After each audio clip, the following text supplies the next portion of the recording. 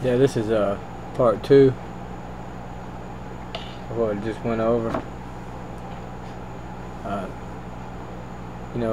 I've been noticing I'm having a hard time with it. The soldiers in Afghanistan, every day, every other day, I read 6, 8, 10 die. You have to look hard to find a headline that's barely even noteworthy to the media. Obama sends 40,000 troops over to Afghan. Why are they still trying to impose their will on the Afghan people and the Iraqis?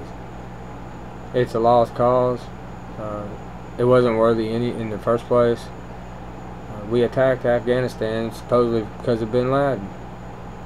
But bin Laden was not responsible for 9/11. George Bush, Dick Cheney, and the rest of the administration, and probably several other people involved. You got Larry Silverman, or whatever the Jew's name is, that owns the World Trade Center. I mean, they needed the Patriot Act, and they needed to have the authority to go around the world bullying people, and they also like to name people as terrorist organizations so they can seize their bank account. They've seized trillions of dollars worldwide. Do you think it's helped America in any way? No, it went into the pockets of the tyrants. Now they're out of office. They've moved on. Obama's took over. They're all free of ever, facing responsibility for their actions. Anyone that says it was not that it was the planes that brought those buildings down is a naive fool. How do you explain the stock options that were put on the days before 9/11? How do you explain Condoleezza Rice calling one of her friends, mayor of another town, one of her brothers, telling him not to fly? How do you explain all the people that cancel flights from the Pentagon? I mean, how do you explain any of those things? You can't. So on that note, we basically went over and attacked Afghanistan unjustly. And then we're still fighting over there, or policing anyway, and Americans are dying daily. It's costing billions of dollars. And the main reason is we need a presence in the Middle East to secure the oil, because we're a glutton for oil.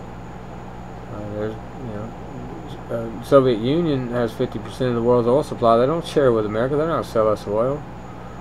One thing's for sure, the Soviet Union is back in full force.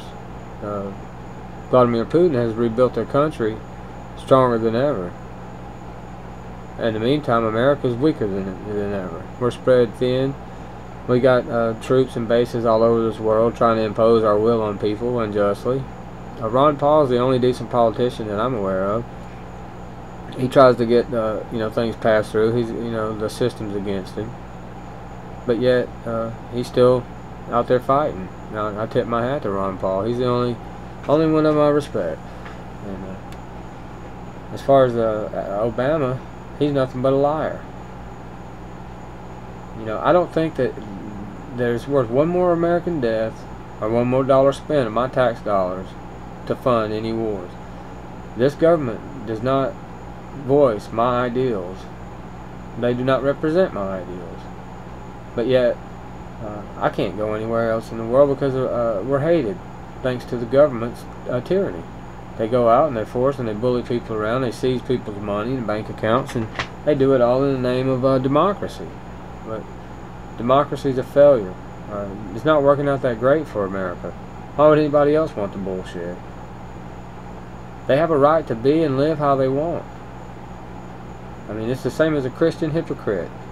They want to impose their will and their views on you, and you want you to agree, and everything's great until you disagree, and then you're banished. You're going to hell. Or if it's Christianity, and if it's government, if you don't want to go along with the program, the IRS or the DEA or any of the hired assassins, hired bullies and thugs will come, rough you up, ruin your life, put you in jail.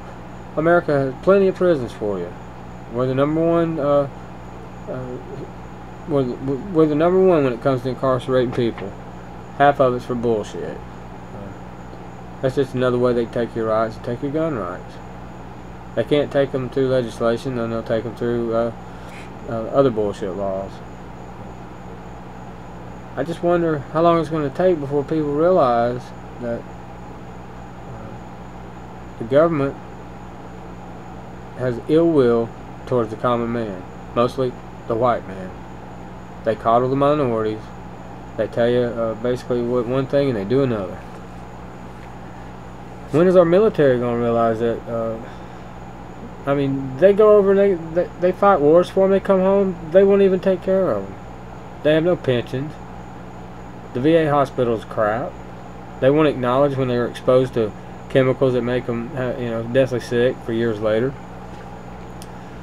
The government has nothing but a long line of atrocities.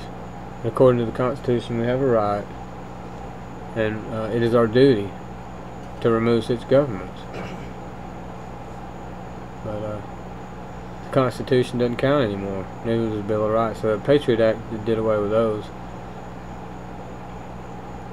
Everything's okay. You have freedom of speech as long as you agree.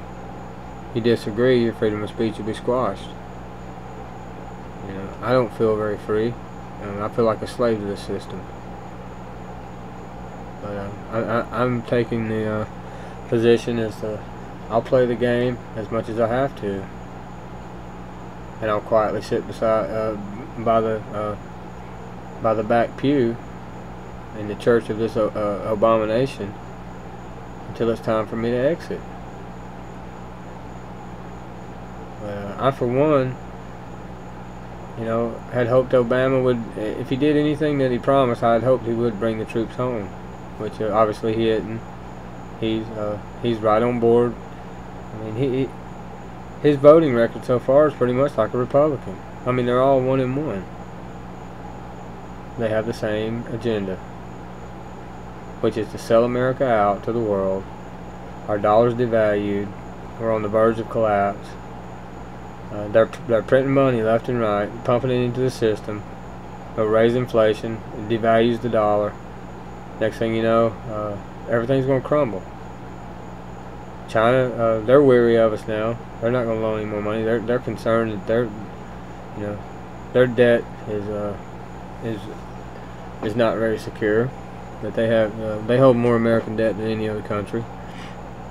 In the meantime, the politicians for the last 20 years have outsourced America, and that's their intent. They want to outsource this permanently. But I would hope that they will meet resistance, and I feel sure of that. But I would like to just go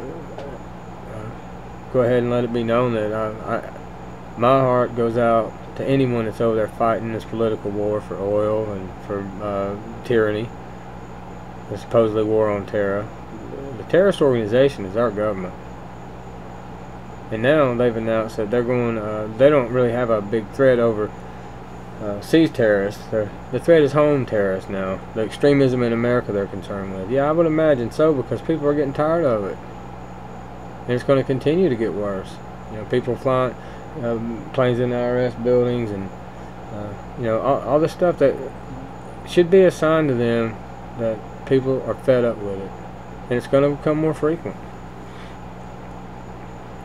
And I'm sure there'll be another H1N1 or some sort of a virus. I mean, they're probably planning a biological attack on us right now, and can't wait to do it.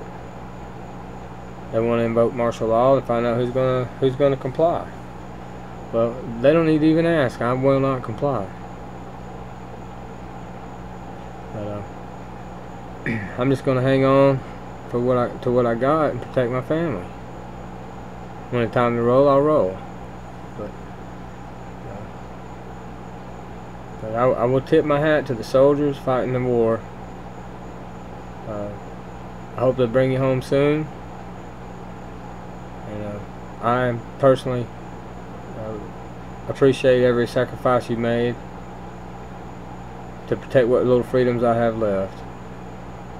And I hope you don't obey the order when they say to turn the guns on the American people. Maybe you will have by then had enough of it, and you will stand beside us as resistance to fight this government and take back our country. because that's what it's coming to.